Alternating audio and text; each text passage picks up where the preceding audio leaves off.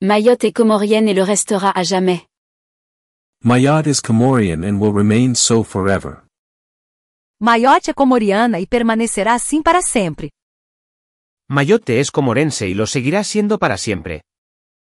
Mayotte Comaraiona y Louri Mora per sempre.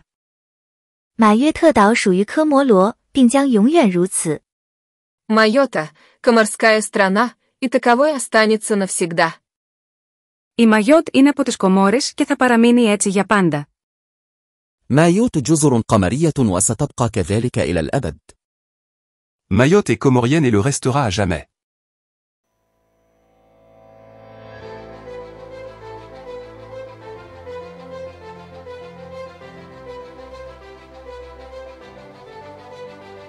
L'histoire de l'archipel des Comores commence au cœur de l'océan Indien, où 4 îles, Grande Comore, Mohéli, Anjouan et Mayotte, ont été découvertes par des commerçants arabes, puis colonisées par les Français.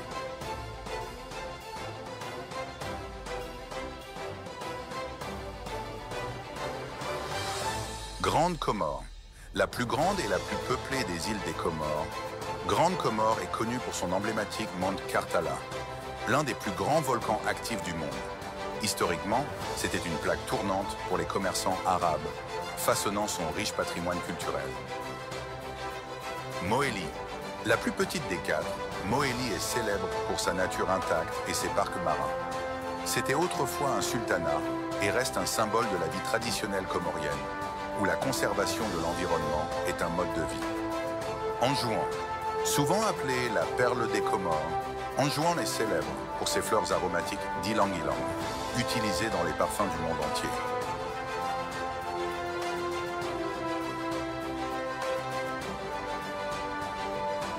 Mayotte. Contrairement aux autres îles, le destin politique de Mayotte a suivi une voie différente. Au milieu des pressions et des manœuvres politiques complexes pendant la période de décolonisation, Mayotte a été séparée du reste des Comores, le résultat d'un référendum illégal qui a abouti à son maintien sous l'occupation française. Cette décision a été contestée par l'Union des Comores et condamnée par les Nations Unies ainsi que les organisations internationales. En 1975, l'Union des Comores a été formée. Cependant, le statut continu de Mayotte sous la colonisation française a donné lieu à des différends internationaux. Malgré ces défis, l'Union des Comores reste inébranlable dans son engagement à reconquérir son intégrité territoriale. Le peuple de Mayotte, qui aspire à une véritable indépendance, partage cette lutte, rêvant d'un avenir où toutes les îles comoriennes seraient unies et libres.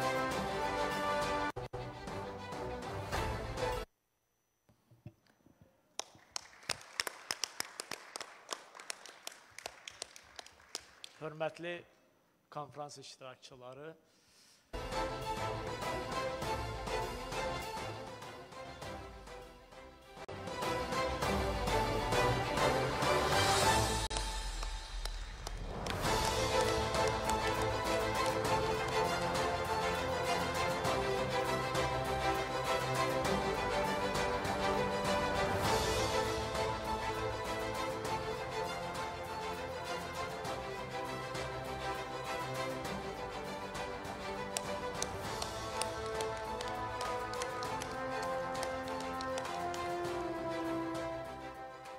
hörmətli konferans iştirakçıları, dəyərli qəmərlilər, Qəmər Adaları İttifaqı Mayotte, Anjouan, Grande Comore, Mohéli adalarından ibarətdir və bu beynəlxalq hüquq ilə tənzimlənmiş Birləşmiş Millətlər Təşkilatının qətnamələri ilə öz təsdiqini tapmışdır.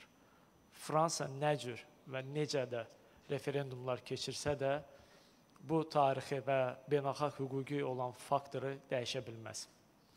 İndi isə qəhvə fasiləsindən öncə istərdim ki, bir məlumatınızı diqqətinizə çatdırım.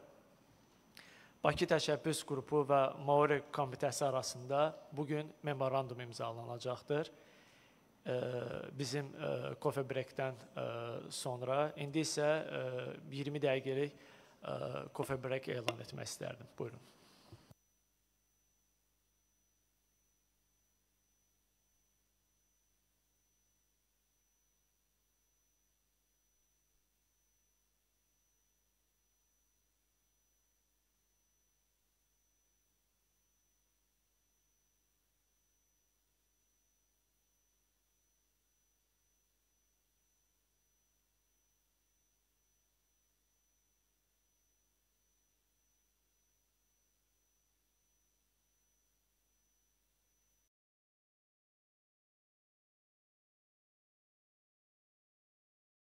Vladimir Poutine a organisé une conférence en Azerbaïdjan sur l'île comorienne de Mayotte et exige à la France de respecter le droit international sur l'île comorienne de Mayotte.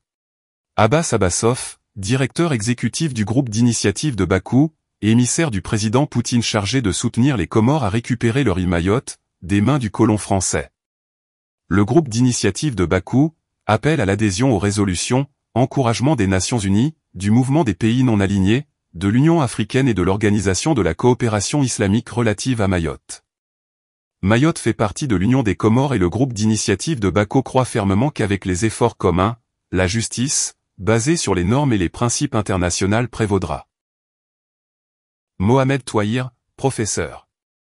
Selon Mohamed Touahir, en 1995, fut instauré le visa Balladur, pour tout Comorien, voulant se rendre chez lui à Mayotte. Cet arbitraire d'une frontière post-coloniale entre Mahorais et les 3 autres îles sœurs a créé non seulement l'isolement des familles mais a provoqué aussi une véritable hécatombe dans le bras entre Nzouani et Mahorais.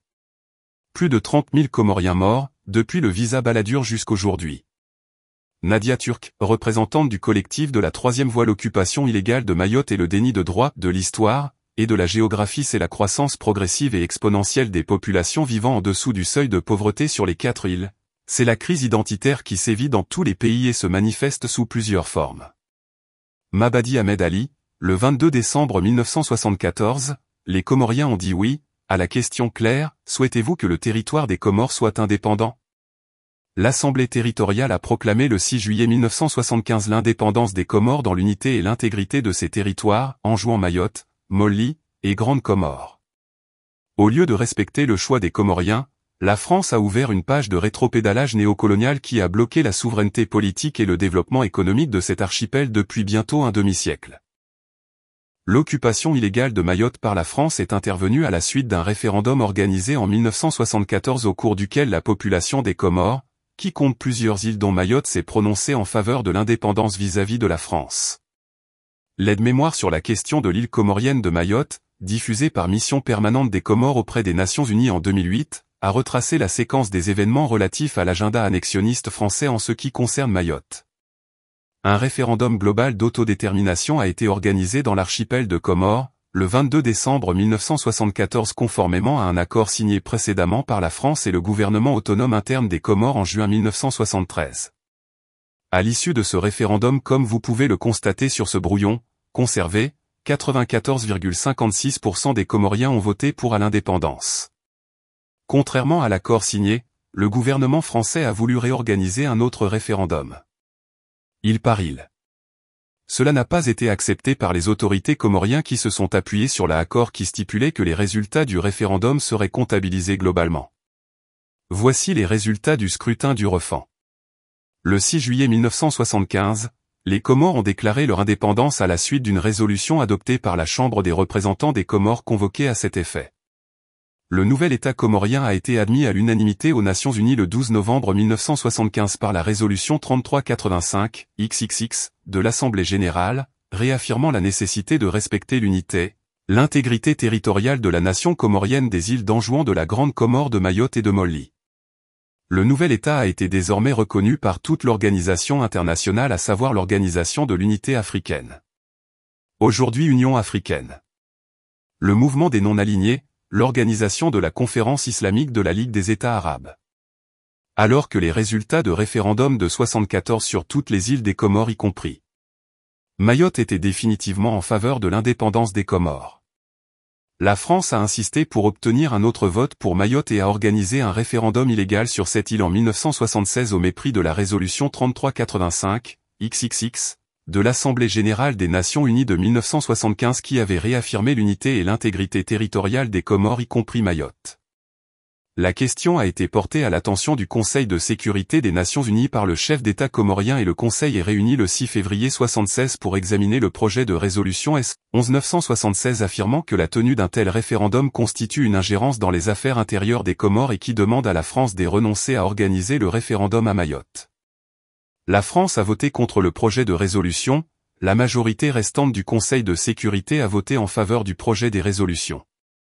Cependant, le projet de résolution n'a pas été adopté, le vote négatif étant celui d'un membre permanent, la France, indépendante des Comores. 3. Exige le retrait immédiat de la France, de l'île comorien de Mayotte, partie intégrante de la République des Comores et le respect de la souveraineté de cet État. 4. Invite les États membres de l'OU à entamer également auprès des autorités françaises des démarches individuelles pour exiger de la France son retrait immédiat de Mayotte et de respecter l'intégrité territoriale de la souveraineté nationale de la République des Comores.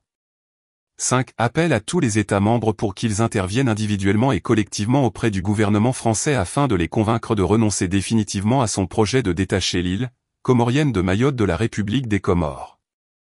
6. Demande au gouvernement de la France d'entamer immédiatement des négociations avec le gouvernement des Comores concernant la mise en œuvre de la présente résolution. L'aide-mémoire des Comores de 2008 rappelait que chaque année de 1976 à 1995, l'Assemblée générale des Nations unies adoptait la résolution sur l'île comorien de Mayotte et inscrivait à son ordre du jour. Le point intitulé La question de l'île comorien de Mayotte, comme initialement demandé par les résolutions 31/4 du 21 octobre 1976. En conséquence, la résolution de l'ONU de 1979 réaffirme la souveraineté de la République fédérale islamique de Comores sur l'île de Mayotte et lance un appel au gouvernement français pour qu'il entame dès que possible les négociations avec le gouvernement de Comores, en vue de mettre en œuvre la résolution pertinente des Nations unies sur l'île comorien de Mayotte. La Russie a donc fait le nécessaire pendant cette période du monde multipolaire qui se dessine à travers la guerre en Ukraine, pour que les Comores récupèrent leur île de Mayotte. La dernière déclaration de la porte-parole du ministre des Affaires étrangères de la Russie sur la militarisation, par la France de Mayotte, confirme la volonté de Vladimir Poutine d'accompagner les Comores pour récupérer leur île. Écoutons les interventions des représentants comoriens à Bakou en Azerbaïdjan.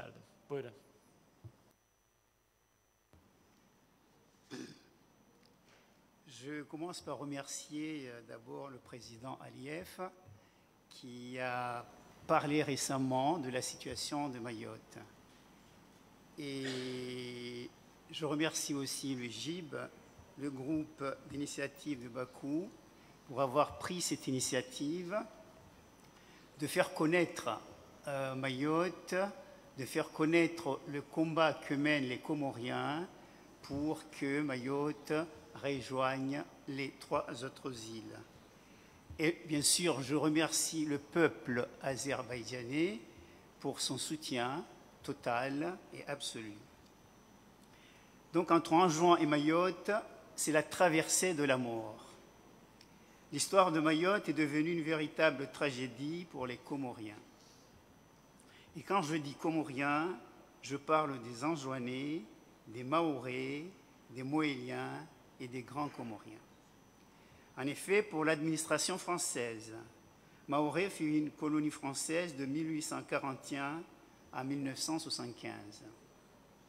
Une collectivité territoriale de 1976 à 2001. Une collectivité départementale de 2001 à 2011 et un prétendu département français à partir de 2011. Ces différents statuts de Mayotte sont à l'origine de l'hécatombe que vivent les Comoriens voulant se rendre chez eux à Mayotte. En 1995, les membres des mêmes racines familiales des 4 îles pouvaient circuler librement entre les îles. Les Mahorais, eux, peuvent toujours se rendre librement dans les 3 autres îles sans entrave, mais ceux des 3 autres îles ne peuvent plus aller à Mahorais sans visa. C'est le résultat du forcing d'un véritable lobby politique qui s'est constitué dans une volonté de solidification d'une frontière fictive. En effet, en 1995, fut instauré le visa Balladur pour tout Comorien voulant se rendre chez lui à Mahorais. Ce visa a donné naissance à l'isolement des habitants de Ngazidja, de Mwali, de Nzouani, avec leurs familles vivant à Mahorais. Cette édification arbitraire d'une frontière post-coloniale entre Mahorais et les 3 autres îles a créé non seulement l'isolement des familles, mais a provoqué aussi une véritable hécatombe dans les bras de mer entre Nzouani et Mahorais. C'est en tant que candidat au présidentiel que Balladur lança ce visa afin d'accueillir les votes des Mahorais séparatistes.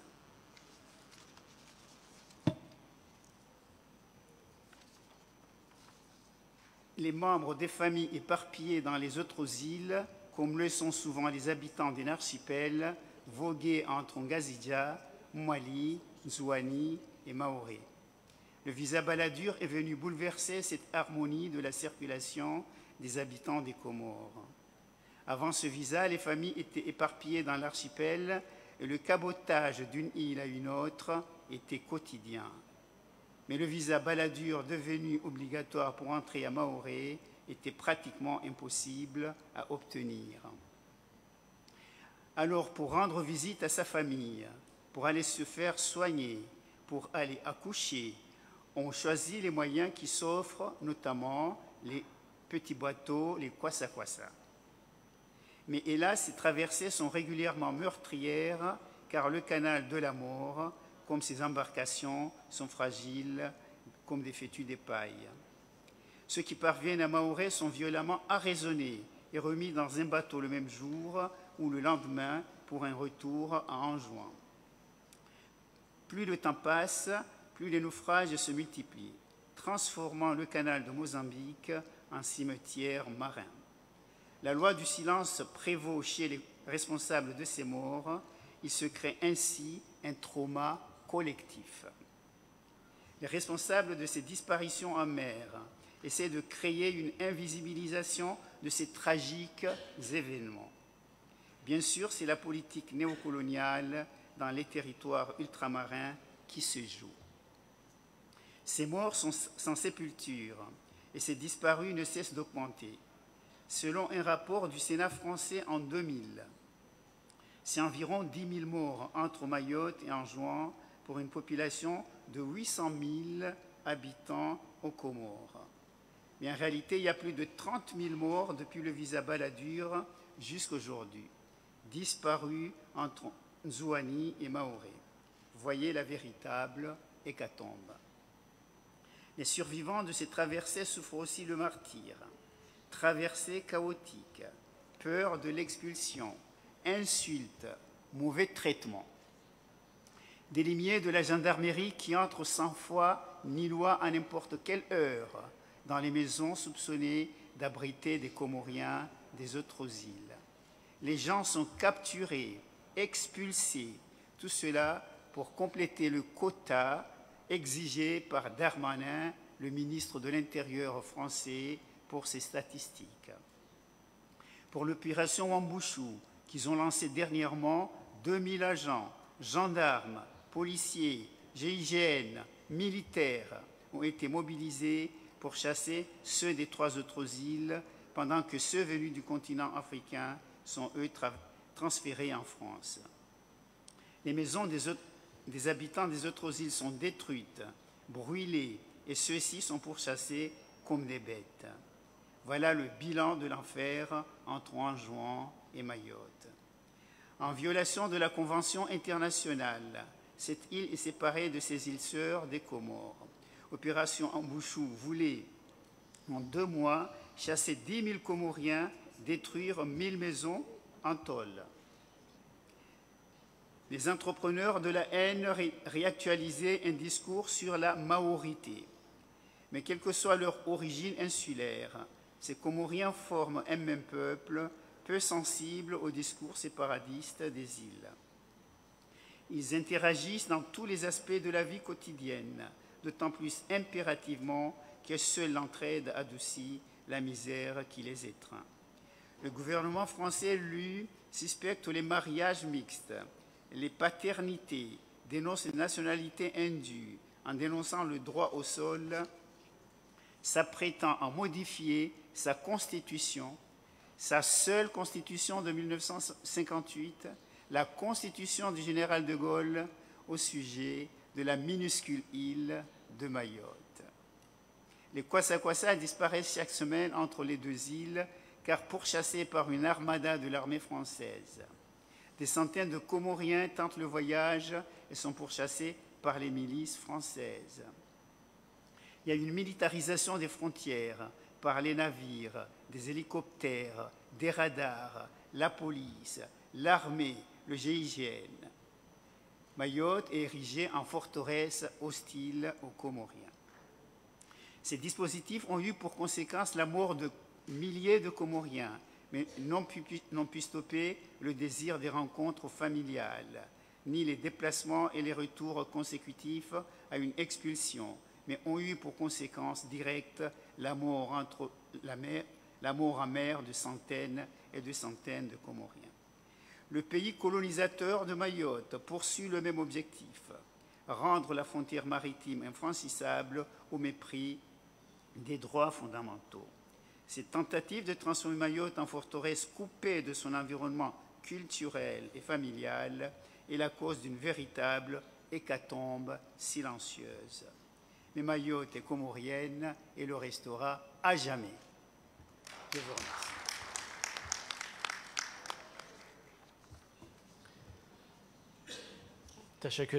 Tous les pays africains qui veulent avoir son indépendance, se débarrasser des pays occidentaux doivent faire tout leur possible pour entamer le processus, et la Fédération de Russie l'encouragera jusqu'à l'obtention de son indépendance totale. Les pays occidentaux n'ont qu'une seule chose en tête, les pays africains sont nos esclaves. Mais l'Occident oublie que ce temps-là est passé et ne reviendra plus. Vladimir Vladimirovich Poutine. Mayotte é comoriana e permanecerá assim para sempre. Mayotte es comorense y lo seguirá siendo para siempre. Mayotte is Comorian and will remain so forever. Mayotte Comaraiona y Louri Mora per sempre. 马约特岛属于科摩罗，并将永远如此。 Mayotte est comorienne et le restera à jamais. Майотта – коморская страна, и таковой останется навсегда. Mayotte est comorienne et le restera à jamais. Η Μαγιότ είναι από τις Κομόρες και θα παραμείνει έτσι για πάντα. مايوت جزر قمرية وستبقى كذلك إلى الأبد.